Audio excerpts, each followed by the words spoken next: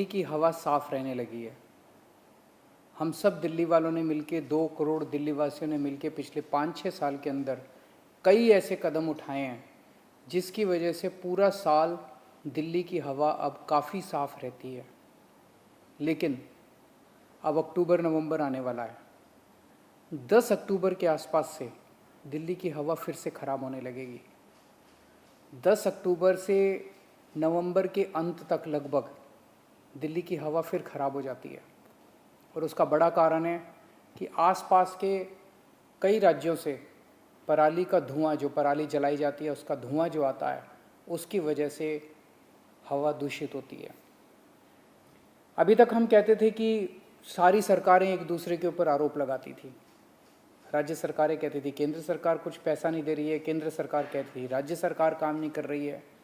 लेकिन एक दूसरे के ऊपर छीटाकशी करने से तो काम नहीं चलता ना, हमें समाधान निकालना है और दिल्ली सरकार समाधान निकालने पे विश्वास रखती है। पिछली साल दिल्ली सरकार ने समाधान निकाला। पूसा इंस्टीट्यूट ने एक बायो डिकम्पोज़र बनाया है। ये बायो डिकम्पोज़र क्या कहता है? पहले तो हम ये समझ लें कि पराली की समस्या क्या है। धान की फसल लगभग अक्टूबर के महीने में किसान काटता है। जो जब धान की फसल कटती है तो धान की फसल कटने के बाद इतना इतना तना उसका नीचे रह जाता है, उसको डंठल कह लीजिए, तना कह लीजिए, उतना रह जाता है, इतना इतना तना नीचे ज़मीन पे रह जाता है। इसको पराली कहते हैं। इसके बाद किसान को थोड़ा ही समय मिलता है, 20-25 दिन का समय मिलता है। उसके बाद उसे गेहूं की बुआई करनी होती है, तो समय बहुत कम होता है। इस समय के बीच में किसान को इस तने को, इस डंठल से मुक्ति पानी होती है। तो किसान क्या करता है? तीली जला के आग लगा देता है और ये सारी जल जाती है, पराली सारी जल जाती है, खेत साफ हो जाता है और किसान दोबारा गेहूं की बुआई कर लेता है। इसकी वजह से धुआं पैदा होता है। अभी तक हम लोगों ने किसानों को टारगेट किया।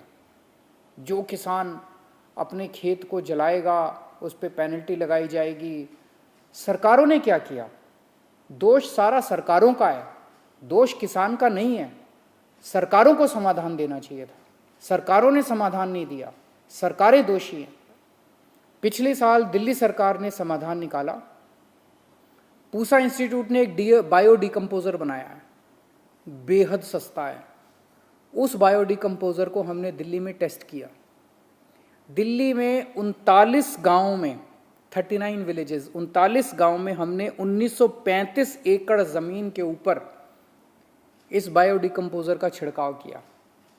इस बायो डिकम्पोज़र का छिड़काव करने से जो डंठल है ये गल जाता है और गलने के बाद ज़मीन तैयार हो जाती है दोबारा बुआई करने के लिए। इस डंठल को काटना नहीं पड़ता, इस डंठल को जलाना नहीं पड़ता। इसके शानदार नतीजे आए। तो दिल्ली सरकार के डेवलपमेंट डिपार्टमेंट ने उन सभी किसानों से बात की जिन्होंने इसको इस्तेमाल किया था। सब बेहद खुश थे। फिर हम लोगों ने, दिल्ली सरकार ने एक एयर क्वालिटी कमीशन बनाया है केंद्र सरकार ने, प्रदूषण से मुक्ति पाने के लिए। तो हमने एयर क्वालिटी कमीशन में एप्लीकेशन फाइल की। हमने कहा भाई दिल्ली ने अब समाधान दे दिया है। जैसे हमने दिल्ली सरकार में अपने सारे किसानों को मुफ्त हम लोगों ने बायो डिकम्पोज़र का छिड़काव उनके खेतों पे कराया, ऐसे ही आस पड़ोस के सारे राज्य सरकारों को निर्देश दिए जाएं कि वो भी अपने अपने किसानों के खेतों में मुफ्त बायो डिकम्पोज़र का छिड़काव करें।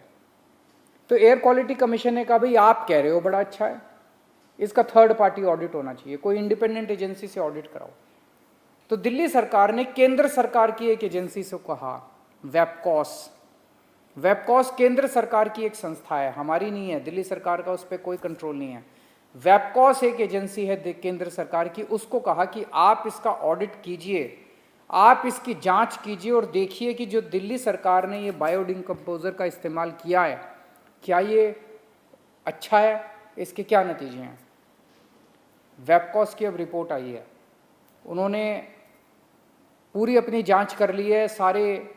उन्होंने जांच लगभग 4 जिलों के 15 गांवों में जाके उन्होंने 79 किसानों से बात की और 79 किसानों से बात करने के बाद उन्होंने साफ साफ अपनी रिपोर्ट में लिखा है, केंद्र सरकार की एजेंसी ने लिखा है कि बायोडिकम्पोजर का इस्तेमाल करने से दिल्ली के किसान बेहद खुश हैं। इसके जो नतीजे आए वो बड़े उत्साहवर्धक हैं। 90% किसानों ने कहा कि 15 से 20 दिनों के अंदर उनकी पराली गल गई और उनकी ज़मीन तैयार हो गई अगली गेहूं की फसल बोने के लिए। किसानों ने बताया कि पहले 6 से 7 बार, गेहूं बोने से पहले 6 से 7 बार खेतों की जुताई करनी पड़ती थी। बायोडिकम्पोजर को इस्तेमाल करने से 1 से 2 बार जुताई करने से ही काम चल गया, फायदा हुआ बहुत।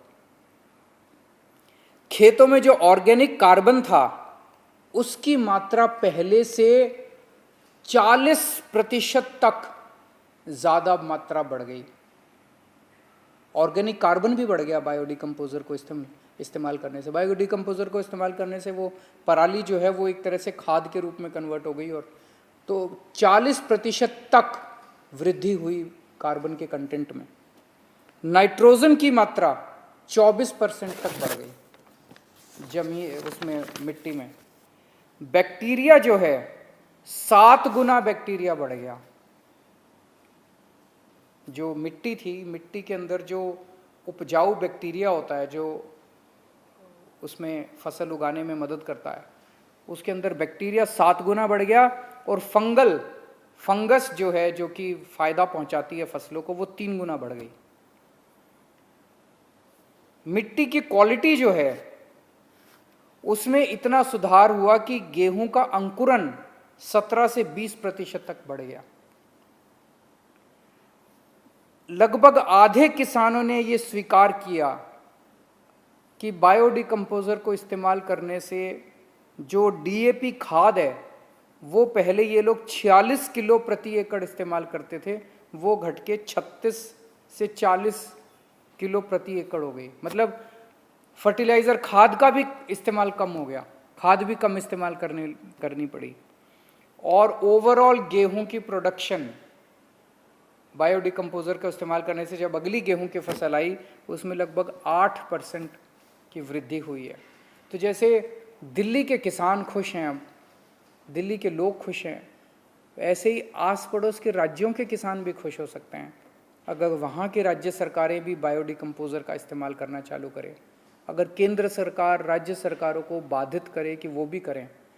केंद्र सरकार से भी हमारी अपील है कि आप राज्य सरकारों को कहिए कि अभी तक तो हम कुछ कर नहीं सकते थे, अब तो कर सकते हैं, अब तो समाधान आ गया, अब तो सोल्यूशन है हमारे पास, अब तो कर सकते हैं।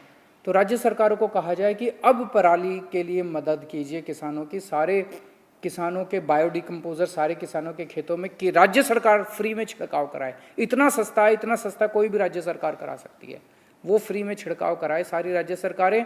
और अब पराली को जलाने की ज़रूरत नहीं है, अब कम से कम हम लोगों को, सब लोगों को प्रदूषण से मुक्ति मिलनी चाहिए। ये रिपोर्ट लेके मैं 1-2 दिन में समय लेके केंद्रीय पर्यावरण मंत्री जी से भी मिलने के लिए जाऊंगा और उनसे गुजारिश करूंगा कि वो व्यक्तिगत तौर पे इस मामले में दखल अंदाजी करें। नमस्कार।